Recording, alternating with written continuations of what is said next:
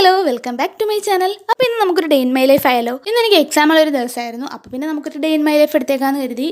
ഇന്നങ്ങനെ പ്രത്യേകിച്ച് കാര്യമൊന്നുമില്ല, കുറച്ച് ദൂരെ തന്നെയാണ് കോളേജ്. അപ്പോൾ പോകുന്നതും വരുന്നതും ഒക്കെ നമുക്ക് വീഡിയോ ഇടാമെന്ന് കരുതി. അപ്പോൾ രാവിലെ തന്നെ ഞാൻ എണീറ്റ് കുറച്ച് കാര്യങ്ങളൊക്കെ ചെയ്തതിന് ശേഷമാണ് നമ്മൾ വീഡിയോ എടുത്ത് തുടങ്ങിയത് തന്നെ. അപ്പോൾ ഞാൻ വന്ന് നേരെ കർട്ടനൊക്കെ മാറ്റി ജനലൊക്കെ തുറന്നിട്ടിട്ടുണ്ട്.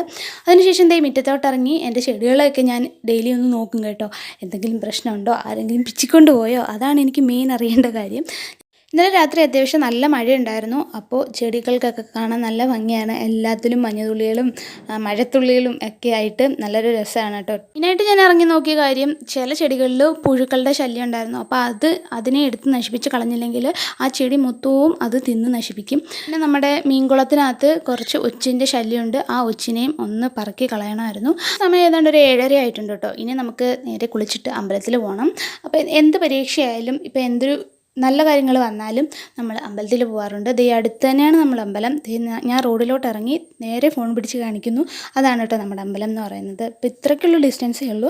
അപ്പം നമുക്കിപ്പോൾ ഒരു പുതിയ ഡ്രസ്സ് കിട്ടിയാൽ പോലും നമ്മൾ ആദ്യം ഇട്ടുകൊണ്ട് പോകുന്നത് അമ്പലത്തിലേക്കായിരിക്കും. അപ്പം കുഞ്ഞുനാൾ മുതലേ അങ്ങനെ തന്നെയാണ്. രാവിലെ സ്കൂളിൽ പോകുന്നതിന് തൊട്ട് മുന്നേ നമ്മൾ അമ്പലത്തിൽ പോയിട്ട് വന്നിട്ടായിരിക്കും മിക്കവാറും സ്കൂളിൽ പോവുക. അപ്പോൾ സ്കൂളിലൊക്കെ പോകുമ്പം പിള്ളേരൊക്കെ ആദ്യമൊന്നും കളിയാക്കലൊന്നും ഉണ്ടായിരുന്നില്ല. നിങ്ങളുടെ അടുത്ത് അമ്പലം ഉണ്ടല്ലോ, അപ്പോൾ അമ്പലത്തിലൊക്കെ പോയിട്ട് വരാമല്ലോ എന്നൊരു മൈൻഡോടെ ആയിരുന്നു കണ്ടത്. ഒരു +2 റേഞ്ചിലോട്ടൊക്കെ എത്തിയപ്പോഴത്തേക്ക് പിന്നെ അതൊരു അമ്പലവാസിയായി, കളിയാക്കലായി. എന്നും അമ്പലത്തിൽ പോയി കുറിയൊക്കെ ഇട്ടുകൊണ്ട് വരുമ്പോഴത്തേക്ക്.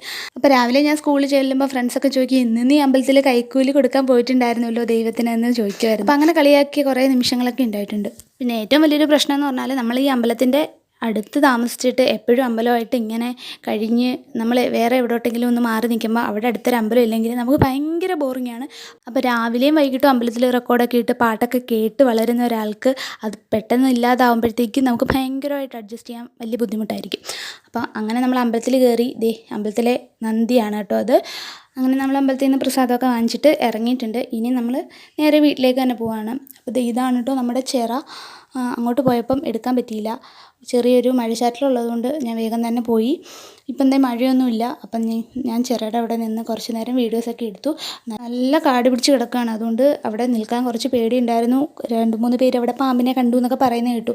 അപ്പം ഞാൻ അവിടെ നിന്ന് വേഗം തന്നെ സ്ഥലം കാലിയാക്കി പിന്നെ വീട്ടിലേക്ക് വന്നു. ഞാൻ കൊണ്ടുപോകാനുള്ള സാധനങ്ങളൊക്കെ എടുത്ത് വെക്കുമ്പോഴത്തേക്ക് അമ്മ ബ്രേക്ക്ഫാസ്റ്റ് എടുത്ത് വെച്ചിട്ടുണ്ടായിരുന്നു.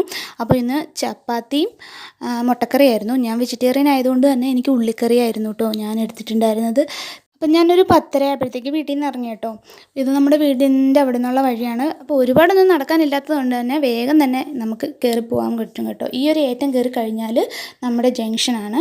അവിടെ നിന്നാൽ മതി, നമുക്ക് ബസ് കിട്ടും. ഇഷ്ടംപോലെ KSRTC ബസ് എപ്പോഴും ഉണ്ട്. അപ്പോൾ ഞാൻ വന്നപ്പോൾ തന്നെ എനിക്കൊരു ബസ് കിട്ടി. ഓർഡിനറിയാണ് കിട്ടിയത്. ഫാസ്റ്റാണ് നോക്കി നിന്നത്, പക്ഷേ ഓർഡിനറി ബസ്സിലാണ് നമ്മൾ കയറിയത്.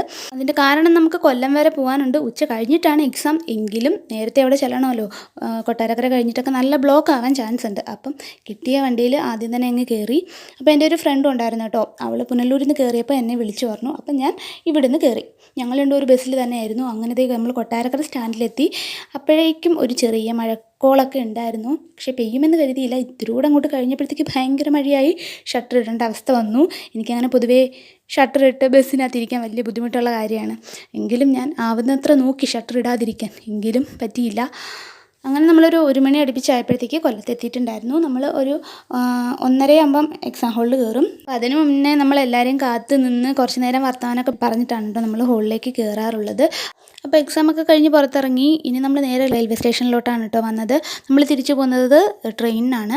അപ്പോൾ ആ സമയത്ത് ബസ് കിട്ടാൻ കുറച്ച് ബുദ്ധിമുട്ടാണ്. അതുകൊണ്ട് നമ്മൾ ട്രെയിനിൽ പോകാമെന്ന് കരുതി ഇവിടെ നേരെ പുനലൂർ വന്ന് ഇറങ്ങാം. അതിനുശേഷം ബസ്സിൽ നമുക്ക് തിരിച്ചു പോകാം. എക്സാം 5 മണി വരെ ഉണ്ടായിരുന്നു. 5:30 ആകുമ്പോഴത്തേക്ക് ട്രെയിൻ എടുക്കുകയും ചെയ്യും. അപ്പോൾ നമ്മൾ ഓടിപ്പടച്ച് ടിക്കറ്റൊക്കെ എടുത്തിട്ട് വേഗം തന്നെ ഓടി ട്രെയിനിലേക്ക് കയറാനുള്ള പരിപാടിയായിരുന്നു. അപ്പോൾ അതേ പോണ വഴിക്ക് നല്ല വിശപ്പായിരുന്നു. ഉച്ചയ്ക്കൊന്നും കഴിച്ചിട്ടുണ്ടായിരുന്നില്ല. അപ്പോൾ നമ്മളൊരു ബിസ്ക്കറ്റൊക്കെ വാങ്ങിച്ച് വെച്ചിട്ടുണ്ട്, ട്രെയിനിലിരുന്ന് കഴിക്കാമല്ലോ. അപ്പം നമ്മൾ ചാടി ട്രെയിനിൽ കയറിയിട്ടുണ്ട്. അത്യാവശ്യം നല്ല സീറ്റ് ഉണ്ടായിരുന്നു കേട്ടോ. അപ്പം സീറ്റ് പിടിച്ചു ഇരിപ്പൊക്കെ ഉറപ്പിച്ചതിന് ശേഷം ട്രെയിൻ അപ്പോൾ തന്നെ എടുത്തു കേട്ടോ. പിന്നെ കുറേ കാഴ്ചകളൊക്കെ കണ്ട് പുറത്തോട്ട് നോക്കി ഇങ്ങനെ ഇരുന്നു. കുറച്ചൊക്കെ വീഡിയോ എടുക്കാനേ എനിക്ക് പറ്റിയിരുന്നുള്ളൂ, ഒരുപാടൊന്നും വീഡിയോ എടുത്തില്ല. പുനലൂരൊക്കെ ആയപ്പോഴത്തേക്ക് ഫുൾ കാലിയായി, കുറച്ച് പേര് മാത്രമേ ഉണ്ടായിരുന്നുള്ളൂ കേട്ടോ ട്രെയിനിൽ. അപ്പം നമ്മൾ ഇറങ്ങാറായിട്ടുണ്ട്. ഓരോരുത്തർ ഫ്രണ്ടിലോട്ട് നീങ്ങിക്കൊണ്ടിരിക്കുകയാണ്. അപ്പം നമ്മളും ഫ്രണ്ടിലോട്ട് പോകാമെന്ന് കരുതി. അപ്പം ഞാൻ ഇറങ്ങി പുനലൂർ എത്തിയിട്ടുണ്ട്. അപ്പം നമ്മുടെ റെയിൽവേ സ്റ്റേഷനിൽ നിന്ന് കുറച്ച് ദൂരം നടന്ന് വന്നാലേ നമുക്ക് ബസ് കിട്ടുന്നിടത്തേക്ക് എത്താൻ പറ്റത്തുള്ളൂ. അപ്പോൾ ഇത് നല്ല മഴ പെയ്യുന്നുണ്ട്. അങ്ങനെ ഒടുവിൽ നമ്മുടെ സ്റ്റോപ്പെത്തി. ഞാൻ ബസ് കയറി വീട്ടിൽ വന്ന് ഇറങ്ങിയിട്ടുണ്ട്. ഇതിപ്പം എന്തേ വീട്ടിലേക്ക് നടന്നു പോകുന്ന വഴിയാണ് കേട്ടോ. വഴി പോലും കാണാത്ത പോലെ വെള്ളമായിരുന്നു. അപ്പം അങ്ങനെ ഫുൾ നനഞ്ഞൂറ്റി വാരി ഞാൻ വീട്ടിലേക്ക് വന്നിട്ടുണ്ട്. വീട്ടിലേക്ക് ചെന്നപാടെ ഒരു പപ്പായ ഷേക്ക് കിട്ടിയിട്ടുണ്ടായിരുന്നു. പപ്പായ ഷേക്ക് ഞാൻ ട്രെയിനിൽ എന്തോ ഇരുന്ന് ആലോചിച്ചപ്പോൾ ഫ്രിഡ്ജിൽ പപ്പായ ഇരിക്കുന്ന കാര്യം എനിക്ക് ഓർമ്മ വന്നു. അപ്പം തന്നെ ഞാൻ അമ്മയെ വിളിച്ച് പറഞ്ഞു, അത് ഷേക്ക് അടിച്ച് വെച്ചേക്കണേന്ന്, വരുമ്പോഴേ കുടിക്കാമല്ലോ. എനിക്ക് പപ്പായ വലിയ ഇഷ്ടമുള്ളൊരു സാധനമാണ്. അപ്പോൾ ഒരു കുളിയൊക്കെ പാസ്സാക്കിയിട്ട് വന്നതിന് ശേഷം ഒരു സാലഡ് കഴിച്ചു. ശ്രീകുട്ടി സാലഡ് ഉണ്ടാക്കി വെച്ചിട്ടുണ്ടായിരുന്നു. വെയിറ്റ് ലോസിന് വേണ്ടിയിട്ട് അടിപൊളി ഒരു സാലഡായിരുന്നു കേട്ടോ. ഇതിൻ്റെ വീഡിയോ ഞാൻ നമ്മുടെ ചാനലിൽ ഇടുന്നതായിരിക്കും. അപ്പോൾ അത് കഴിച്ചു, നേരെ ചെന്ന് കിടന്നുറങ്ങി. അപ്പോൾ ഇത്രയൊക്കെ ഉള്ളൂ ഇന്നത്തെ എൻ്റെ ഡേറ്റ് മൈ ലൈഫ് എന്ന് പറയുന്നത്. എക്സാം ഉള്ളൊരു ദിവസം ഇങ്ങനെയൊക്കെ തന്നെയാണ്. ഇതിൽ കൂടുതലൊന്നും എക്സാമിന് പോകുന്നത് വേറൊന്നും കാണിക്കാൻ പറ്റില്ലല്ലോ.